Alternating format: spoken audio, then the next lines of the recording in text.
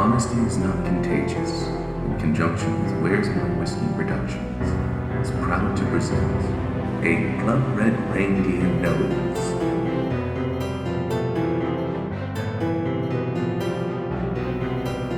Part 9. The City Sleeps Below.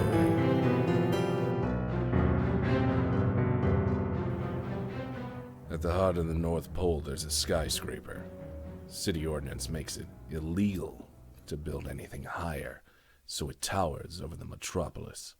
That's why the North Pole is such a sprawl. The city can only grow out, not up.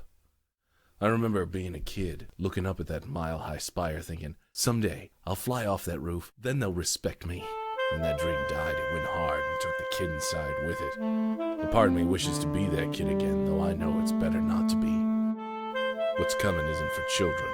The pieces are falling into place. I don't like the picture, but that doesn't change the view. In a way, I almost knew from the start. Still, I keep hoping I'm not smart enough to see what's really happening. I want to be wrong. Speeding through streets on my bike, the snow whips my face. I take a route through the industrial part of town. There's less chance of being seen. However, I forgot the time of year. The factories are in full swing.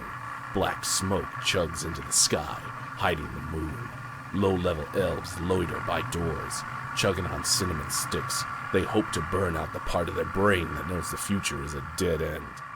Down an alley, snowmen chase a group of frightened toys. Looks like panic deliveries that have probably heard not everyone gets into the arms of children. Busted out of their packaging, they're making a run for it, though they've yet to realize there's nowhere to go.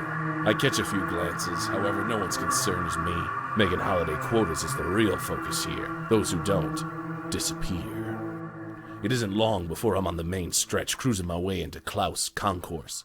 The front of the building is lined by tin soldiers, and there's 100 more inside. Granted, there's no one stupid enough to go after Big Red, but there's plenty crazy enough to try. One of the first things we're taught as kids is Santa can't ever die. If he does, everything his magic created goes with him. The North Pole dies too. Some folks think it's just propaganda to prevent an assassination attempt, though it's only the crazies who are willing to risk finding out. Me. I've got a sick suspicion it's true. One more way for Big Red to lord it over us. We owe him our very existence. I stop a good distance from the entrance. Tin soldiers are already taking aim before I even get close. I get off the bike. Hands in the air, I approach slowly. The tins radio in, reporting my arrival. Soon enough, a tin captain comes marching out of the building, decked out in dark red and green. The uniform marks her as Big Red's private guard. A simple gesture, and the other tins surround me. We're going to frisk you, she says. I shrug. Figured as much. Another gesture. 2 tins approach me. One points a rifle, the other goes to work, patting me down. I make no moves, sarcastic or otherwise. There's a good chance these tins are just looking for an excuse to fire. When it's announced I'm clean, Captain says, I'm Captain Anderson. Got a feeling you already know me, I say. She says, we've actually been expecting you. Her hand signals get me cuffed and hustled inside. We board an elevator, jammed in shoulder to shoulder. Captain Anderson uses a key and the elevator starts heading to the top. She glances over her shoulder. I don't normally doubt him, but when he said you were coming, I chuckle. You know, there is a limit to that trick. How's that? She asks. He knows what you're doing, but never what you're thinking, she replies. Whatever you're thinking, keep this in mind. She turns. You do anything I don't like, I will kill you. I smile. Fair enough. Driving here, I figured on one of 2 outcomes. Since the tins didn't shoot me on sight, that leaves the second of my guesses still in play. Call it a reckless gamble. But when the only cards in hand are good for a bluff, everything is a risk. If I ever want some semblance of peace with Caribou in the outskirts, I have to go all in.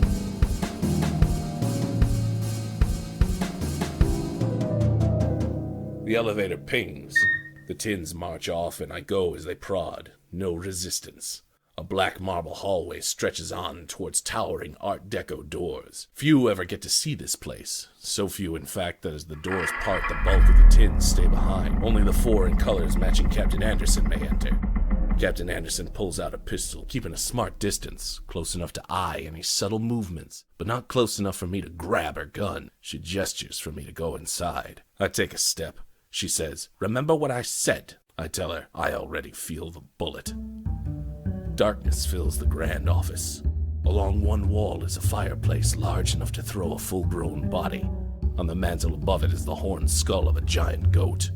Enormous leather chairs stand in front of the fire, their backs to the room. Bookshelves ring most of the interior from floor to ceiling. The secrets in those books are priceless. A glass trophy case fills one corner. Its contents seem to dance in the firelight. The relics of past victories, pieces of defeated foes, mystical awards from other legends. One wall, though, is just a great glass doorway leading out onto a snow-covered balcony. In front of it is a mammoth desk. A lamp casts a low light across papers of all sorts, modern pages scattered among ancient scrolls. In a crystal ashtray overflowing with cigar butts smolders another coal. It rises, floating in the dark, and as my eyes adjust, I see him sitting behind the desk. Puffing fires that burning cherry, briefly illuminating Big Red's face. Smoke and his beard mingle, wringing his head in a white wreath. He speaks softly, yet his voice carries across the room. "How are you doing, Rudy? It's been a long time." Not long enough, I say. Big Red chews the cigar, a strange sort of grin on his face. Getting up, he comes around the desk, saying, "You always were a smart ass. I kind of like that about you." Glad to know someone appreciated it, I say. There's a scent in the air. I can't quite place it. The aroma of Big Red's cigar is masking it. Chugging away, he saunters towards the fireplace. I see the familiar crimson suit, shiny boots, and fur trimming. Staring into the fire, he says, "I'm curious what brings you here." The whole ride over, I wondered the same thing. Figuring out the code words, King Crimson, made things a little too certain. A part of me tried to ignore how some of the pieces fit. Hell, it's possible I could have spared myself a lot of trouble if I listened to my gut. But some facts a fella doesn't want to see. Knowing I don't have all the time in the world, I decide to lay it out plain and simple. I'd say, "Look, here's the deal. Someone's planning to make a move on you, and they're going to hit soon. I don't know who's all involved, but it's some heavy hitters. They're using the Krampus name to get people on board." Big Red looks up at the goat skull. For the first time, I notice a bullet hole in it. Pointing at the skull, Big Red says, "He would be happy to know, all these years later, people still fear him." Hints of perfume, baked apple and cinnamon. I take a step forward. The click of a hammer tells me to stop. I freeze. Big Red says, "You haven't told me anything I don't already know." Snorting, I say, "Because you always know everything." "Almost." He winks at me. Then he glances at one of the leather chairs. A figure rises, wrapped in a red dress. For a moment, I don't recognize the face. Then I realize it's Vixen. She says, "Hello, Rudy." Big Red chuckles, his belly jiggling. He says, "Don't look so surprised, Rudy. What do you think was going on?" I'm still thinking it, though I'm glad to have my doubts.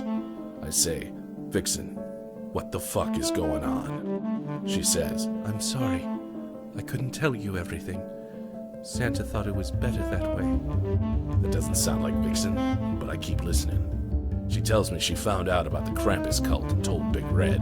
The two hatched a plot for her to join the group. I cut in, "So he risks your ass to find out who's against him?" "And you wonder why you were never a flyer," Big Red says. I reply, "No one should die for you." Vixen comes near me. She puts a hand on my arm. Knowing she's fine calms me down. However, there's a look in her eye I can't decipher. The closer she gets to me, the more I notice a figure lurking in the shadows. It doesn't take a genius to guess it's her bodyguard, Roy Glitterspark. He's inching closer in case I do something he doesn't like. Vixen says, "It was my choice. They wanted to kill him because of the shortage. There's a lot of people who think it could have been avoided." I ask sarcastically, "How does a place of magic run out of food?" Big Red glares at me. Flicking ash in the fire, he thumps back to his desk. No response is response enough. Vixen goes on, "I joined the Krampus cause, but they never really trusted me. That's why I sent you my letter." Against my instructions, Big Red says. Vixen grabs my hands. There's something weird about the way she fondles my wrists. My cuffs start to feel looser, she says. But you're here now, Rudy.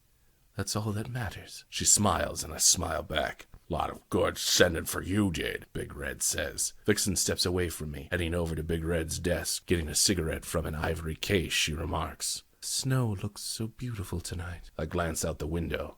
She's not lying. Even knowing what the city is like from up here, it looks beautiful. I turn to get a better look, and my cuffs fall away. He's loose! Glitterspark shouts.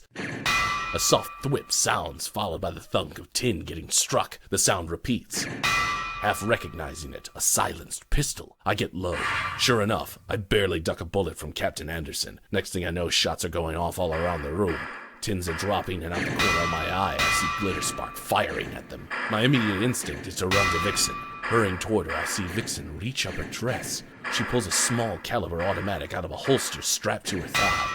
She shoots Big Red in the knee, then the belly. He collapses in a quivering pile, blood spurting out his stomach. Then Vixen starts firing on the tins. They're mostly focused on Glitterspark, who's already taken out the majority with those first surprise headshots. It doesn't take long for the rest to fall. The door! Vixen calls out, but Glitterspark is already on the move. He drops the empty pistol. From under his trench coat, he produces a submachine gun. The door opens, letting in a stream of tins coming to check out the noise. Without mercy, the Nutcracker mows them down. My brain is spinning, trying to get away from the facts, but there are black holes sucking me in. Knowing what probably comes next, I spin around. Charging at Glitterspark, I scoop up a dead tin's rifle on the run. My eyes still aren't top-notch after Kung Fu Carl's beating, so instead of aiming, I spray and pray at Glitterspark. I can't tell if I hit him, but it doesn't stop me from charging forward. The rifle clicks. Empty. Glitterspark turns, raising his machine gun. I knock it out of his hands, using the empty rifle as a club. In one smooth move, Glitterspark disarms me, almost snapping my wrist in the process. Next thing I know, he's battering me with precise blows. Each strike is a surgical sledge tearing me down. I've been in a few one-sided fights over the years. I get some solid punches in, but it's painfully obvious when I'm on the losing side. Even if I were 100%, whatever I've got going for me as a brawler is no match for Glitterspark. He's a trained killer, blood-drunk and thirsty for more. Then luck shines on me. I notice him favoring one side. Whether me or a tin, someone managed to plug a bullet in Glitterspark's flank. Feinting a series of jabs, I get him to expose the wound and deliver a set of vicious hooks to the body. The fight takes us all over Big Red's office, and where we end up gives me a chance. With Glitterspark off balance, clutching at his wound, I grab him by the shoulders. We spin, and it dawns on him too late what I'm planning. Stopping short, I plant a foot, tripping the Nutcracker as we twirl, and he tumbles into the roaring fireplace. He rolls out in flames. He looks like a Yule log scrambling to escape the fireplace, screaming. Vixen floats by me. She points a gun and puts one right in Glitterspark's head. Seeing her standing there in the firelight, I don't recognize her. She sighs. I assume you have questions. Panting, I reply. Sadly, I don't. She smirks. You were always smarter than people gave you credit. Big Red moans. Vixen struts back to him. She glares down at the fat bastard. Coughing up blood, Big Red grits his teeth. He starts chuckling, though it clearly hurts. She puts her cigarette out on his desk. Clenching his jaw, Big Red says, You stupid bitch! You can't do anything to me! Vixen nods. You keep thinking you know what's going on. She fires another round into his belly. She says, Don't worry. Remember that practice run when you fell out of the sleigh, drunk? Shaking her head, she says to me, He lands on concrete 200 feet below and was fine in 20 minutes. My head is swimming. Glitterspark tore me apart, refreshing all the wreckage from earlier. I'm bleeding from old wounds and new. However, what's got me spinning is the truth. I need some air. What's coming? What I think is coming. I head out onto the balcony. Everything is happening so fast I can feel it slipping out of hand. Outside, the city sleeps below. Yet there are flashing sirens filling the streets. The glittering gumballs atop squad cars pulse as they hurry towards Big Red's tower. Snow is falling. but it won't be enough to cover what's going on here. The pieces started falling into place almost from the get-go. The odds of someone assaulting Vixen made little sense. Besides, her bodyguard, the seemingly unstoppable Glitterspark, the whole scene at her place felt off. Those posters backing Papa Nash for re-election stuck out sorely. Then that whole Krampus cult raised more red flags. Big Red can keep an eye on anyone in the city, hell, the world. He just needs to think about them. However, he didn't seem to have any idea who ran the cult. Besides Black Jack, only flyers are blessed with Big Red's blindness. It's one of the perks. They're among the privileged few with privacy. A lot of other bits kept hinting in ways I just didn't want to notice. Seeing Vixen in Big Red's office, I hoped. That's the mistake I made. Detective Elfberg said a lot of things changed because of the shortage, that a lot of people changed as well. It sounds like a warning now. Hope died during the shortage, and that left people desperate enough to do anything. So now I can't help feeling like I've been a pawn, not making my own choices. The soft crunch of snow under dainty hooves. I sigh. Vixen says, I'm not going to kill him. Not because you don't want to, I say. You know what happens if he dies, she says. Everything he creates disappears. The toys stop being alive. The city vanishes. We turn into ordinary reindeer, I say. I turn. She nods. Vixen says, but I can keep him in a coma, pumped full of drugs. He'll be alive, and we'll be able to live without being under his thumb. Dress billows a bit in the wind. It wraps around her like a river of red paint. She looks amazing, beautiful beyond compare, but I don't recognize her. Our eyes meet. She turns away, saying, he did it on purpose, the shortage. He said it was population control, but it was more than that. She shakes her head. We're his playthings.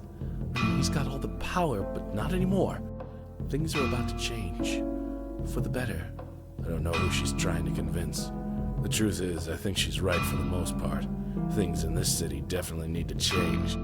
How that's happening is what's got me worried. I say, I've been thinking Big Red tipped off the cops to me being in town, but lately, I'm thinking that was you.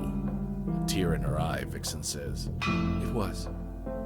Part of the plan, I ask, though I think I know. She wipes the tear away. I notice the gun is still in her hands. She says, it depends what you think the plan is. I think someone's got to go down for all this. You can't take credit for axing Big Red. Some folks call him foolish. They won't appreciate it. But me, I start toward her. Or that Krampus cult. That takes the eyes off of you. She backs away, raising the gun. Her hand shakes. I keep walking toward her. Don't worry, I say. I know old Roy was supposed to do me in. I don't hear the gunshot. I just feel the hot punch in my gut. Staggering backwards, I lock eyes with a stranger, but I can't look at her for long. Blue and red police lights ring the building below. Even if I walk out, there's no getting away. This ends badly for me, that's for sure. Though if I've got to be the fall guy, I'm going out on my own terms. Turning, I stumble towards the end of the balcony. No railing at all, it tapers out to a narrow point. I say, I came back to help because I love you, and you use that love to do something twisted. Someone like that. How are you going to make this a better place? At the edge of the balcony, I look back. Vixen says, don't. But I'm already falling backwards. When the only cards in a hand are terrible, it takes a serious bluff to win. About halfway down the spire, I start thinking she called mine. Then I see a flowing stream of red sail off the balcony. It hovers in the air a moment before plunging towards me. Her hooves glow gold, a shower of sparks spitting out her hands. She slams into me. It's like getting hit by a baseball bat. It's certainly better than hitting the pavement. We twist up through the air, rocketing across the city. I don't know what's going to happen when we land, but I'm hoping for something good. Right now, I just want to enjoy flying.